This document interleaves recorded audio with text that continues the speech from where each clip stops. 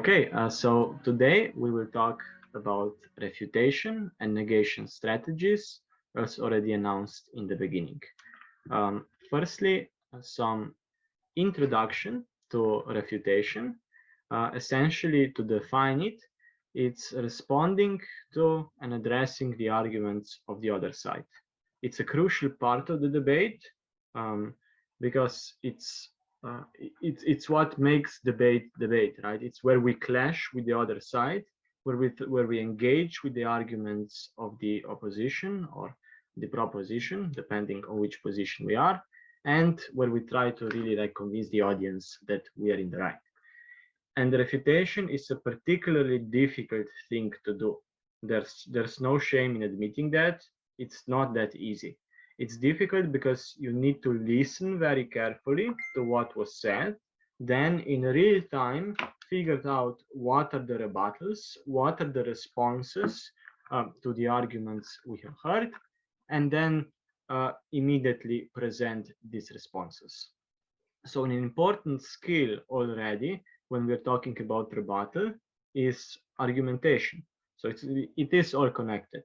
If you know how to identify an argument and identify the parts of an argument, right, the statement, explanation, impacts, and examples, then it's likely that you will do a much better job in following the logic of the argument and then finding also some room to respond to the argument itself. And of course, it's a very creative business, rebuttal. And if you look at it, often when we talk about, when we talk in real life, when we go for a coffee with friends or just talk with whoever, we often disagree with the persons we're talking to, and then we usually say something to respond to them.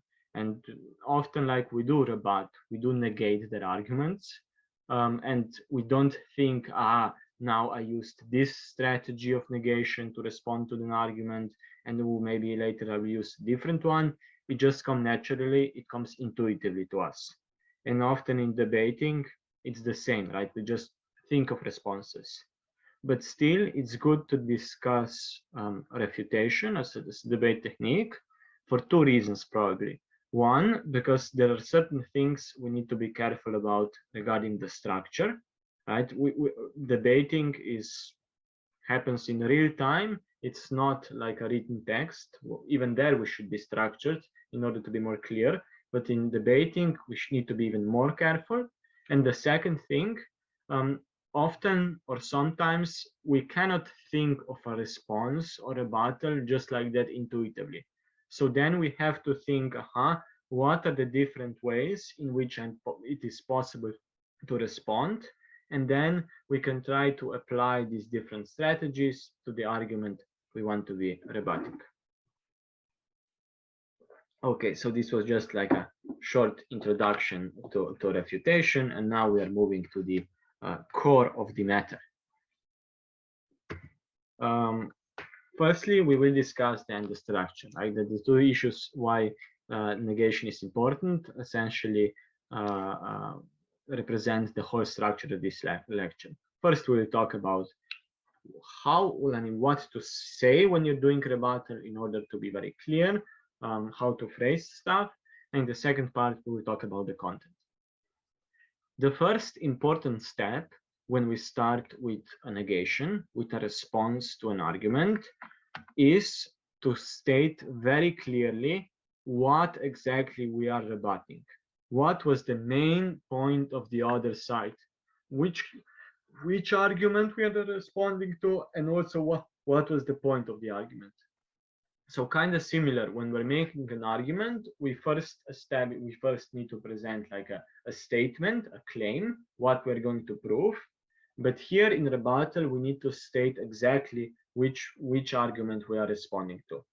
And often it's good that in a few words, we describe the main point of the argument. Because in debates, often you have various different arguments just flying around, and it's very difficult to get confused as audience or as a judge. So it's very important that we as speakers remain very clear on what exactly we are addressing, which point we are addressing. Here it's important that we try to figure it out what was, like, when we announce like what we're addressing, what was like really the most important point of the argument, so that we don't pick just like the weakest example in the argument or the weakest mechanism, but let's go for the whole point of the argument. What's the core, what's the most important analysis in that argument? And we always try to negate that, because then not only we're more convincing because we're engaging with the best material of the other side, and then like we seem confident even if we don't look like it, and then this is convincing. But secondly, debate is of a higher quality, because I mean, if everyone would be just picking up the weakest points on the other side, it's nothing like that. That's not like proper debate where we have the best ideas clashing against each other, which should be the goal of, I think, debate in any kind of environment, be it in school or in a debating society. Okay. The second part of the structure should be a saying or a statement that says that we like, or I disagree with something, and it's good to say very clearly what we disagree with. We will discuss more in detail later what are the possible things one can disagree about in an argument. Right? There can be relevance, mechanism, impact, example. Right? You already know this from the last week's lecture. But and it's very important that here, when we start the negation, we are very clear what exactly we disagree with. And this is a very technical step, but it makes for much more like convincing rebuttal, much more easy to follow. And it's also, it saves us a lot of time, because we can then spend less time on explaining what we disagree with if we already target it very precisely when we say, this is what we disagree with. And the third part is then the core of the rebuttal, like the biggest part, because the first two are very technical and the last one is technical as well, number 4. But the 3 is the bulk of the rebuttal. Here we explain like why we disagree with a certain argument. And here, this is the part where for which I said that we can be very creative. We can find different explanations, different reasons, and we will cover some of them later. But just for start, it's kind of similar as the part of explanation in the argument, right? Where we explain why the argument is correct. Here we essentially explain why the argument is not correct, and we try to identify what is wrong with the argument.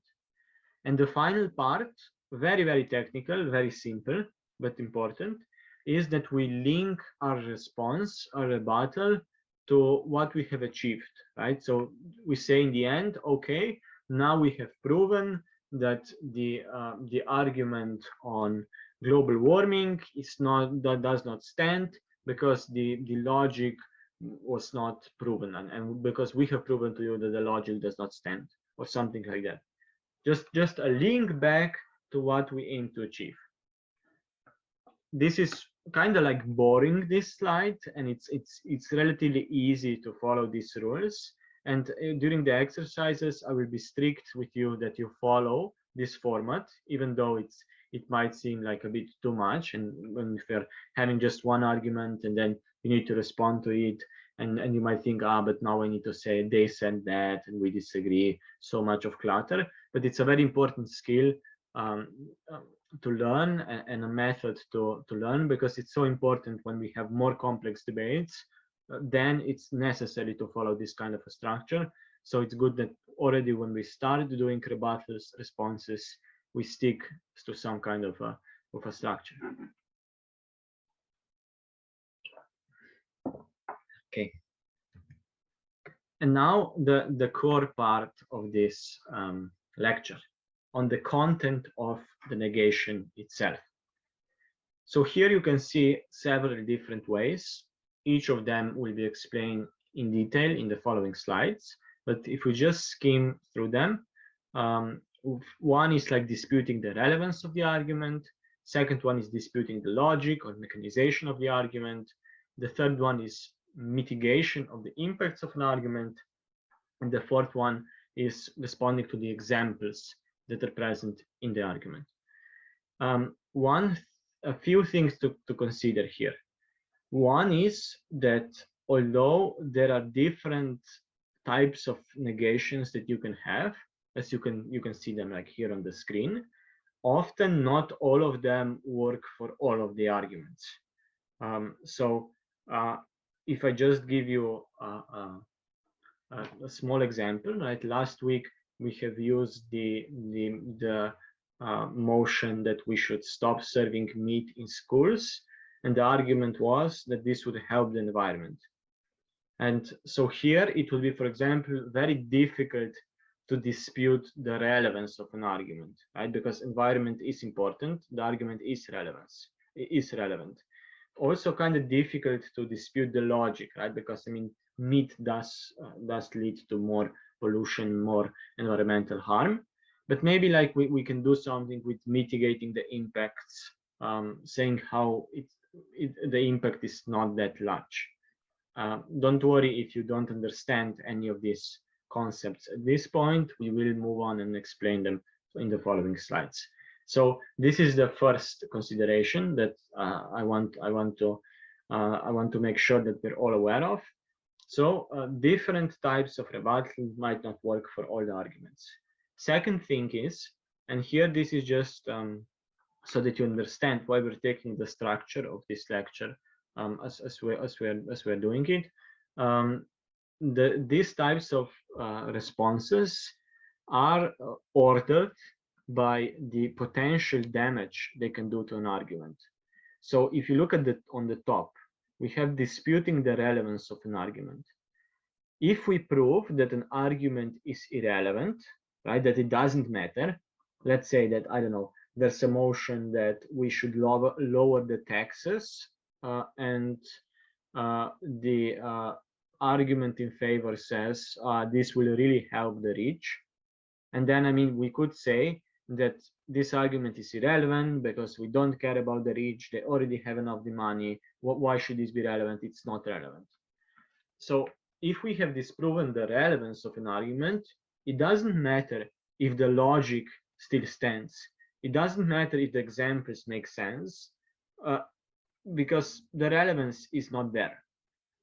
Similarly, from the other side, where we have like lower potential damage, if we mitigate the impacts of an argument, so if we say that the impacts are there, but they do not accrue to the same significance as the person who proposed an argument think they will accrue, or if we address the examples in the argument, we say that the examples might not hold true. I mean, still the argument is kind of there, right? Still, if the logic is there and the relevance is there, still we have to give some credit to the argument. So you can probably you cannot never fully defeat an argument just by saying that the examples are not the best one and offer some counter examples, or just to mitigate the impacts.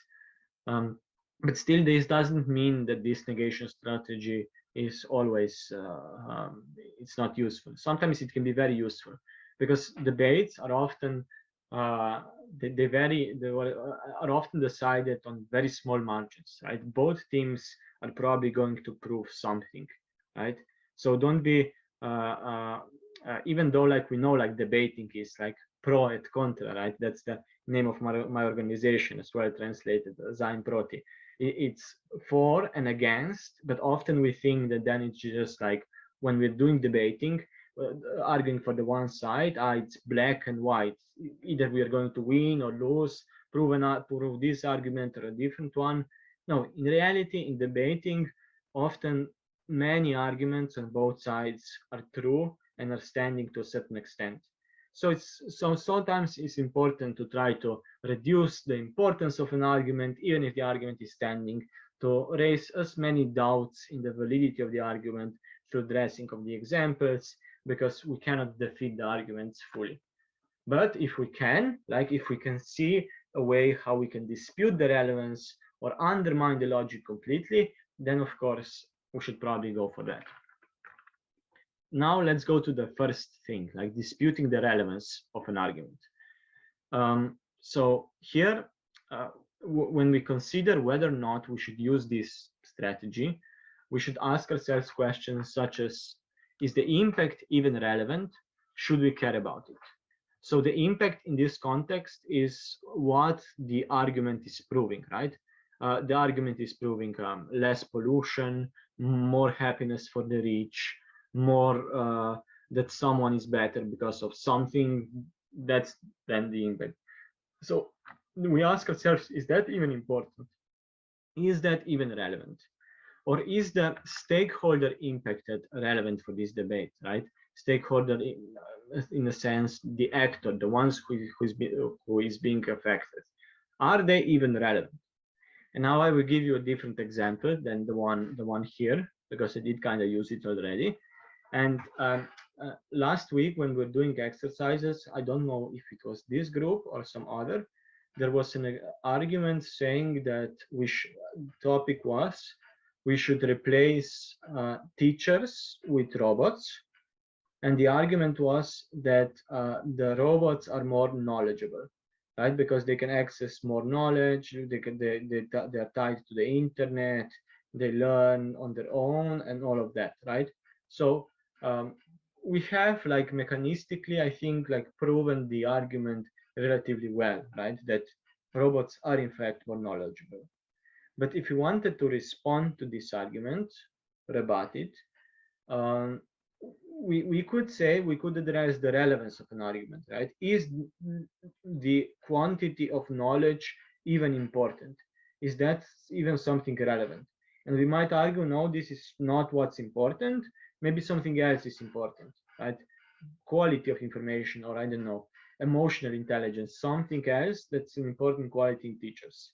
So in this way, we would disprove the argument by saying that it's not relevant. It's not important if the mechanizations are there because the argument is not relevant. I will give you another example. If we have, I like this debate motion.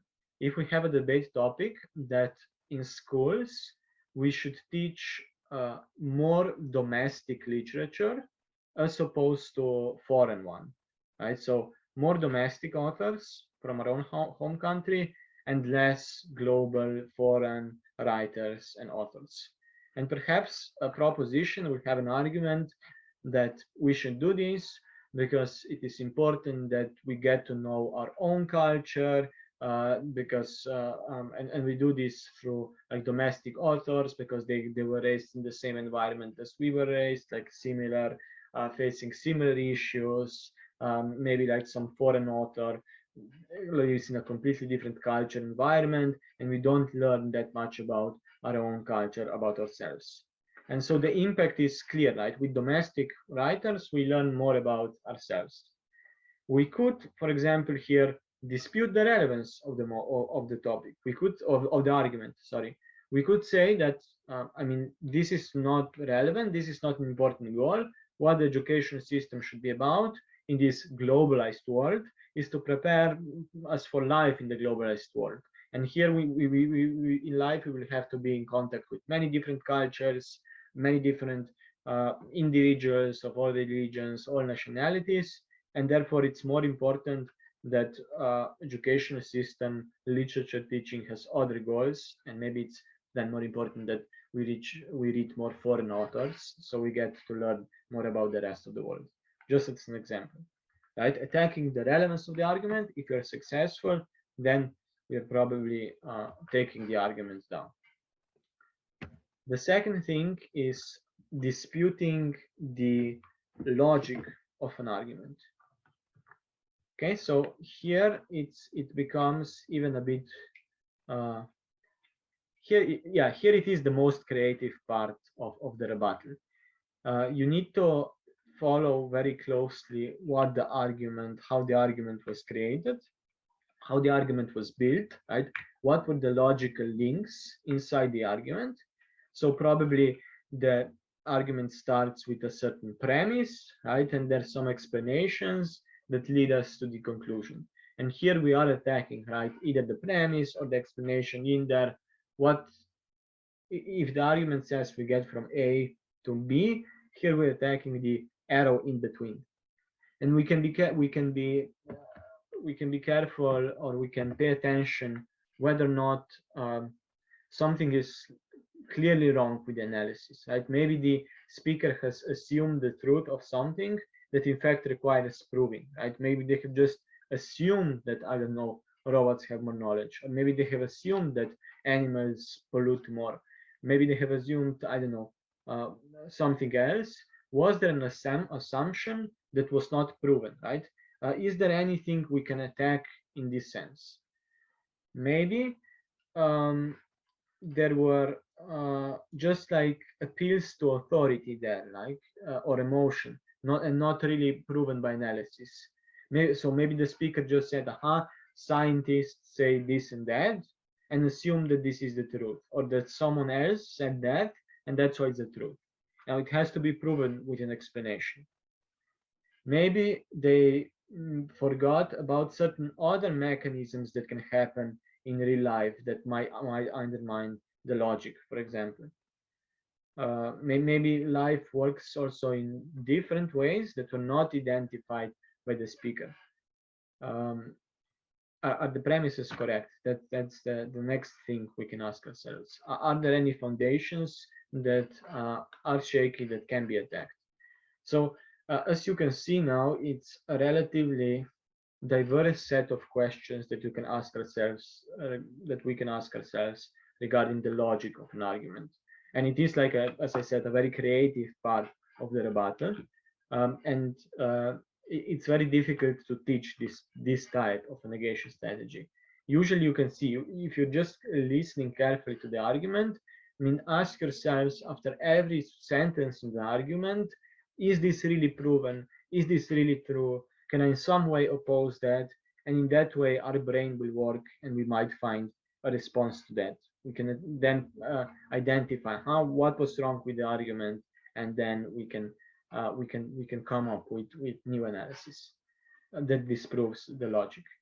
So maybe if we use the example we have talked about earlier, the one on domestic literature, domestic authors, as opposed to foreign ones.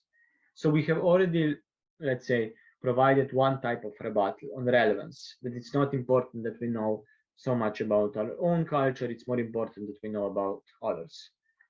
Second type of rebuttal could be, and here we can say then that, okay, even if it's correct that domestic literature is more, I mean, domestic knowledge about the domestic stuff is more important, maybe there's something wrong with logic and the other side does not really ever prove that. And here we can say that, for example, it's not true that when we read works by our own domestic authors that we learn more about our society. Maybe we learn more when we read foreign ones because we can observe the differences, we can see something unusual, and in that way we can reflect more on our own culture, because otherwise we don't read it in a critical enough way. So in this way, we're then disproving the mechanism itself, right? So we are saying that, in fact, the other side's argument, the steps that they want to take, they don't lead to the impact that they want to have. Apart from the rebuttal we already did, that maybe it's not the most relevant argument. So, or if we have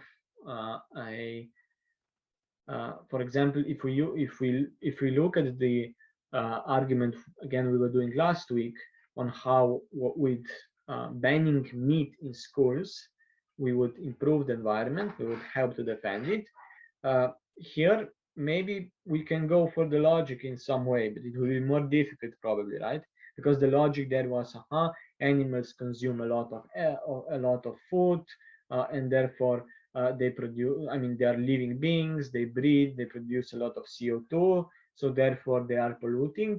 Maybe so that it's very difficult to dispute this logic, but maybe we can find like some other reason mechanism why other means of producing food can also be like harmful and bad, right? Maybe we can say that, I don't know, at least with animals we don't use that many pesticides and everything, and therefore it might be better.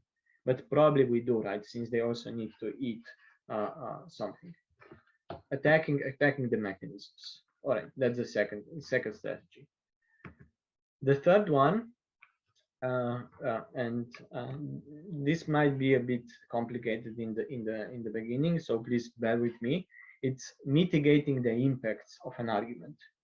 So it's just mitigating in sense of avoiding them to a certain extent. So this is already a slightly weaker type of a rebuttal because it does not fully disprove the argument. The argument will be still there, but we just want to prove that it's less relevant. So maybe I will present you with an example first, and then we can go into the theory. A good example would be on how to like find a response to an argument would be for the motion that we should ban private cars in big cities, right? So no private cars in big cities. Of course, the argument for the proposition, for sure, it's going to be that big cities really pollute a lot because, I mean, all the fumes and everything, and pollution is very bad because it hurts our health and everything. So this is a very clear argument. We cannot really dispute the relevance. I mean, our health is important and pollution is important as well. We can't really dispute the mechanization, the logic, because if no cars in cities, then obviously, right, less pollution. But maybe we can mitigate the effects of the impact to an extent.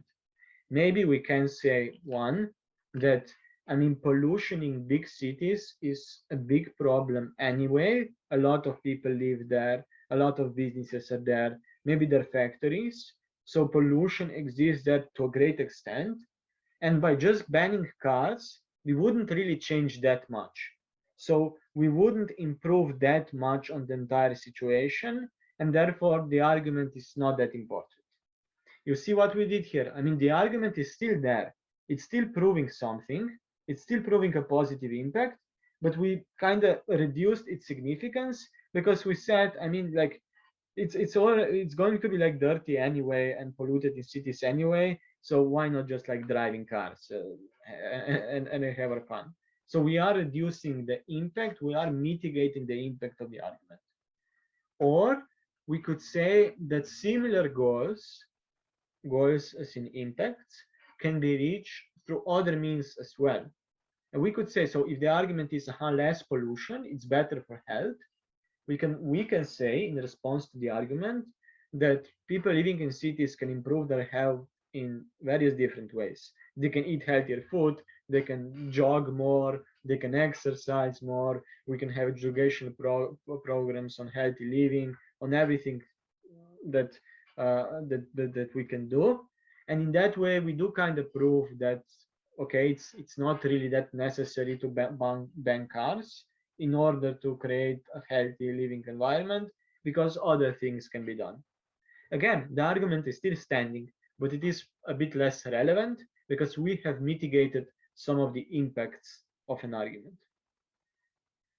Bear in mind that mitigation is also it's the similar type of a rebuttal. I mean, it addresses the impact, right? Just like the first type, the relevance. It's all about the impact. So the first type on the relevance, it's is impact even important? And this type of negation strategy just wants to prove that the impact does not happen to such an extent. There's not such a big change happening. So it's both are going against the impact, but they have like very different roles and also potential harms they can do. So now, like in abstract, I would like to say that there are two types of uh, um, mitigation strategies, if you like, and you were already probably able to deduce them from the example I have used. So one type is just saying that the change is marginal, right? So that the impact, positive impact, is very minimal compared to what else is happening in the society. And the other strategy is saying that the same impact can be reached through other means, through other ways. So these are the two types of mitigation. If you like, maybe to illustrate this point on mitigation a bit more, it's like in university, just an anecdote, right? In university debating, you have like it's a social bubble, a relatively large one, but still a social bubble. And like every social bubble, university debaters use their own expressions, words, jargon that's understood only by them and not by anyone else outside of university debating. And there are trends, right? A couple of years one expression is popular, the other years a different expression is popular.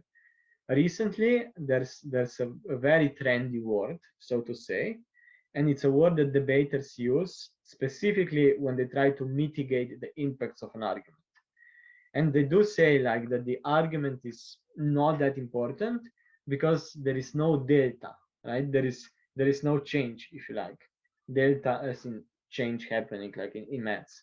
And this is what mitigation is all about. With mitigation we want to prove that in fact the delta is not that large, the change is not that important, and therefore the argument is not that important. But of course, yes, the argument is still standing. So probably in order, if we look like now more broadly into the debate, we will need to present our own stronger arguments in order to prove our point, right? That we will be able to compare them against the argument we have um, we have just attacked. The third step, mitigation. And fourthly, it's the addressing of the examples in an argument.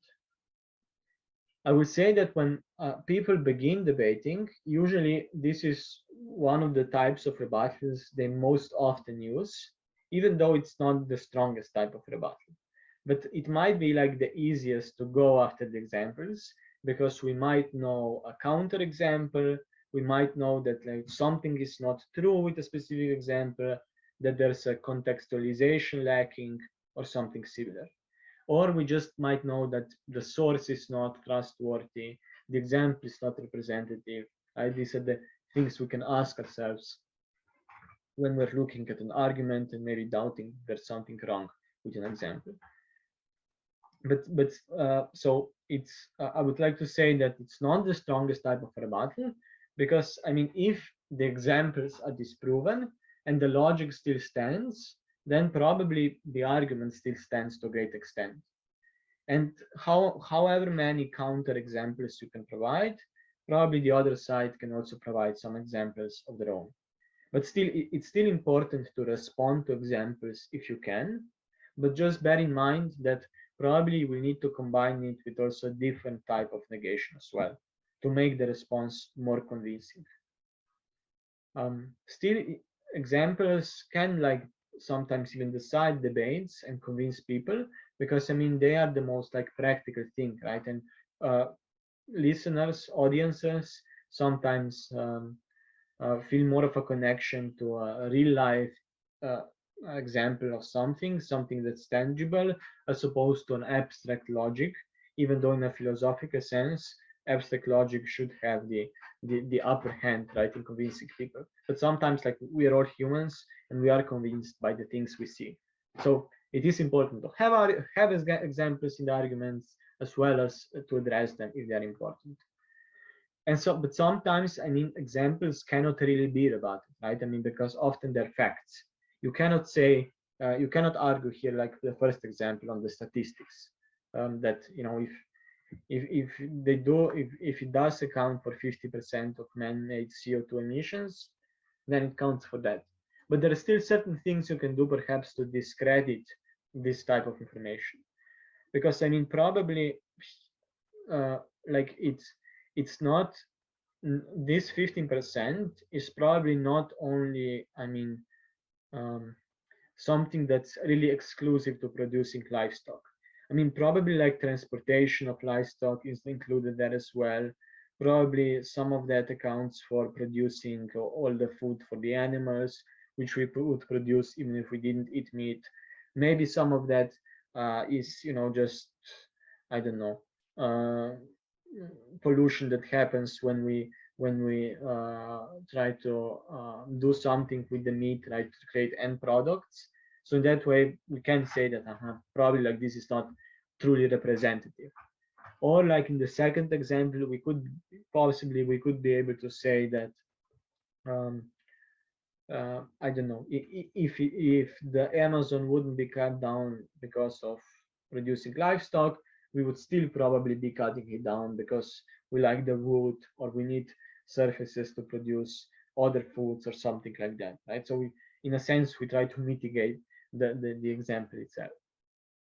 Um, Other motions might have more like better examples, right?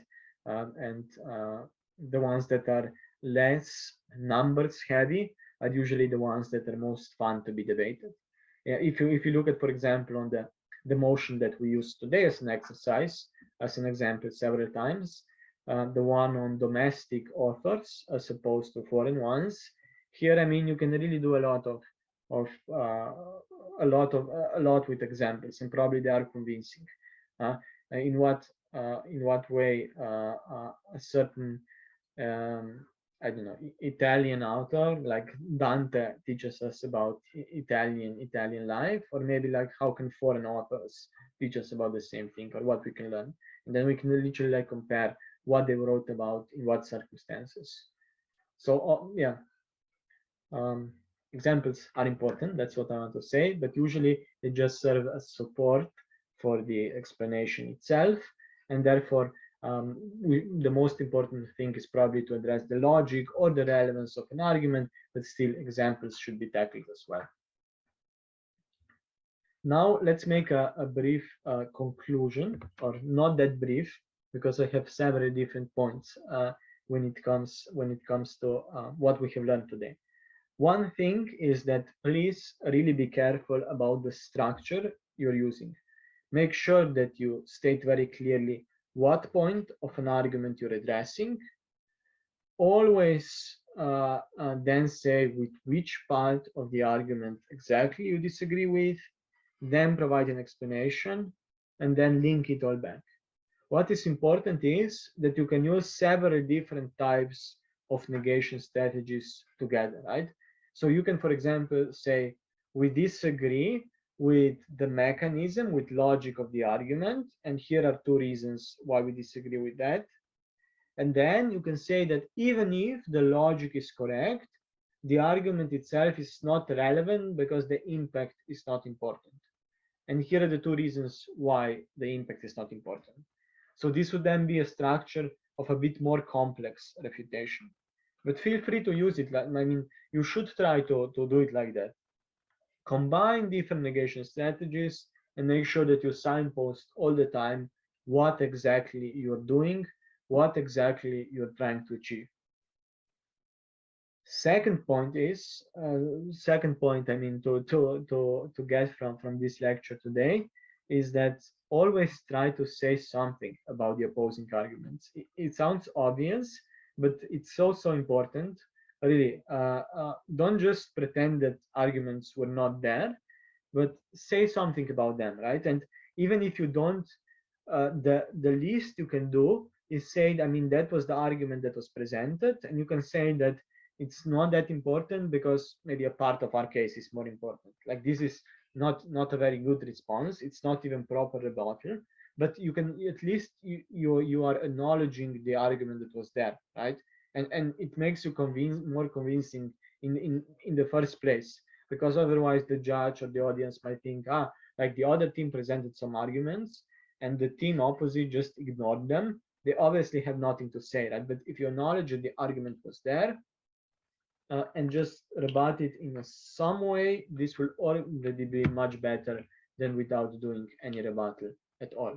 Try to find some response that's kind of working.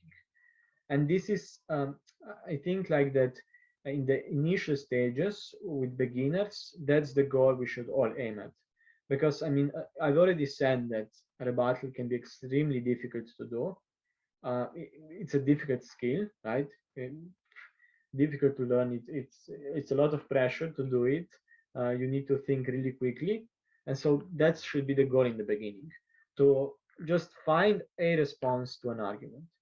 Later on, as we improve, probably we can spend more time on um, considering or discussing the quality of rebuttals itself, right? How good specific response was, how well did it put the argument down.